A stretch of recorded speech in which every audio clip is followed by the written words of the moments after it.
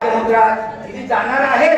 पण महत्वाचं तुम्हाला सांगतो, तुम्हाला कधी तुम्ही या जिल्हा प्रशासनात जाताय, तहसील प्रशासनात जाताय, मंत्रालयात जाताय, तुम्ही कधी राजमुद्रा पाहिली का? छत्रपती शिवरायांची मूळ ही छत्रपती शिवाजी महाराज की ही खरी राजमुद्रा छत्रपती शिवरायांची काय आहे?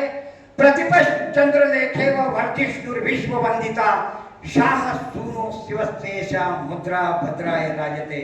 अरे प्रतिपदेच्या चंद्रकलेप्रमाणे वाढत जाणार आहे विश्ववंदनीय शहाजी राजांचा पुत्र शिवाजी, त्याचं हे राज्य आणि कल्याणकारक मुद्रा भद्राय राजते ही त्या राजाची कल्याणकारक मुद्रा आहे. हरामखोर राज्यकर्त्यानो, आमच्या छत्रपतींची राजमुद्रा तुम्हाला चोरण्याचा अधिकार कोणी दिला?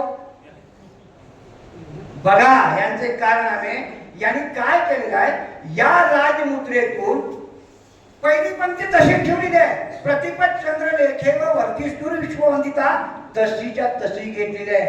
आणि शाह सुनो शिवस्तेशा शहाजी राजांचा पुत्र शिवाजीला बेदखल करून टाकलेला आहे, काढून टाकलेला आहे आणि तिथं दिलेलं आहे महाराष्ट्रस्य राज्यस्य. पुढे तसंच मुद्रा भद्राय राजते ते तसंच ठेवलेलं आहे. महाराष्ट्रस्य राज्यस्य म्हणजे महाराष्ट्राच्या राज्याची मुद्रा आहे. हरामखोराओ, या छत्रपतींच्या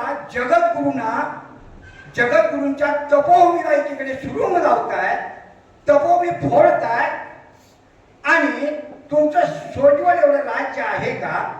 हा, सोजवळ आहे छत्रपतींची. हे सालो मालो आहे, सालो मालो. लक्षात घ्या, सालो मालो हरीचे दास त्याने अवघा केला नाश. तसं सालो मालोची कथा ऐकली की नाही तुम्ही कधी?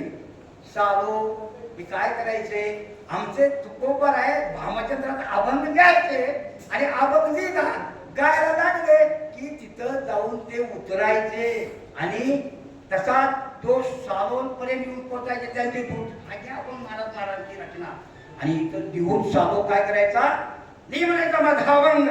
बघा तुम्ही जुन्या चित्रपटात हा सीन आहे, जुन्या चित्रपटात बघा ब्लॅक अँड व्हाईट मध्ये. हो ली